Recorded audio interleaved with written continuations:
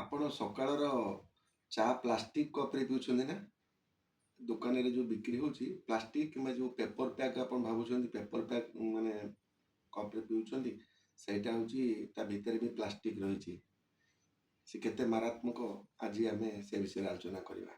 ଜୟ ଜଗନ୍ନାଥ ସାଙ୍ଗମାନେ, welcome to tiffin time. ଆପଣ ତ ଦେଖୁଛନ୍ତି ଆମର ବ୍ରେକଫାଷ୍ଟରେ ଆମେ ଏମିତି ଫ୍ରୁଟ୍ସ ଆଉ ଏ କାଢ଼ା ଆଉ ଏଇଟା ରହିଛି ଅମଲାକି ଜୁସ୍ ରେଗୁଲାର ପିଉଛେ ଆମ ସ୍ୱାସ୍ଥ୍ୟକୁ ଠିକ୍ ରଖିବା ପାଇଁ।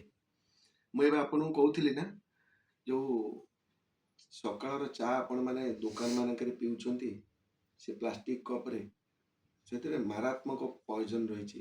ପ୍ଲାଷ୍ଟିକରୁ ଆପଣଙ୍କୁ ତ ମୁଁ ପୂର୍ବରୁ କହିସାରିଛି, ଆଜି ବି କହିବାକୁ ଚାହୁଁଛି, ସେଥିରେ ମାରାତ୍ମକ ମାନେ ପଏଜନ୍ ରହିଛି ଯେଉଁଟା କ୍ୟାନ୍ସର ଏଜେଣ୍ଟ ବିସ୍ଫେନଲ୍ ଏ ବା ବିପିଏ ବୋଲି ରହିଛି, ଆଉ ଗୋଟେ ପିଏସ୍ ଥାଲେଟ୍ ବୋଲି ରହିଛି, ମାନେ ମାରାତ୍ମକ କେମିକାଲ।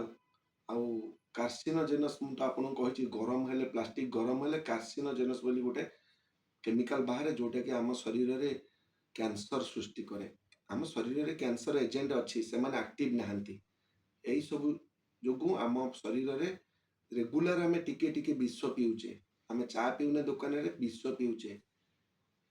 ସେଇଟା ଆମ ଶରୀର ପାଇଁ ପୁରା କ୍ୟାନ୍ସରକୁ ନିମନ୍ତ୍ରଣ କରିବ। ତେଣୁ ଆପଣମାନଙ୍କୁ ମୋର ଅନୁରୋଧ, କେବେ ବି ପ୍ଲାଷ୍ଟିକ କପ୍ରେ ଚା ପିଅନ୍ତୁନି। ଆଜି ଯଦି ଚା ପିଇବାକୁ ଆପଣଙ୍କର ମନେ ହେଉଛି, ତାହେଲେ କାଚରେ ପିଅନ୍ତୁ କିମ୍ବା ଷ୍ଟିଲରେ ପିଅନ୍ତୁ କିମ୍ବା ମାଟିରେ ପିଅନ୍ତୁ।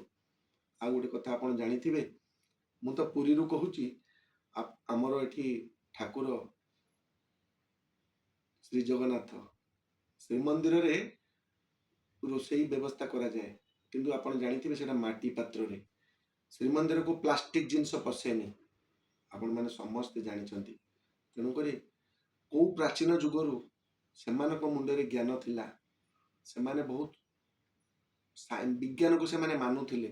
କିନ୍ତୁ ଆମେ ଆଜି ଏତେ ଶିକ୍ଷିତ ହେଇଛେ, ଏତେ ଜ୍ଞାନୀ ହେଇଛେ, ଆମ ପାଖରେ ଭରପୁର ପଇସା ଅଛି, ଆମେ ରୋଗକୁ ନିମନ୍ତ୍ରଣ କରିଦେଇଛେ।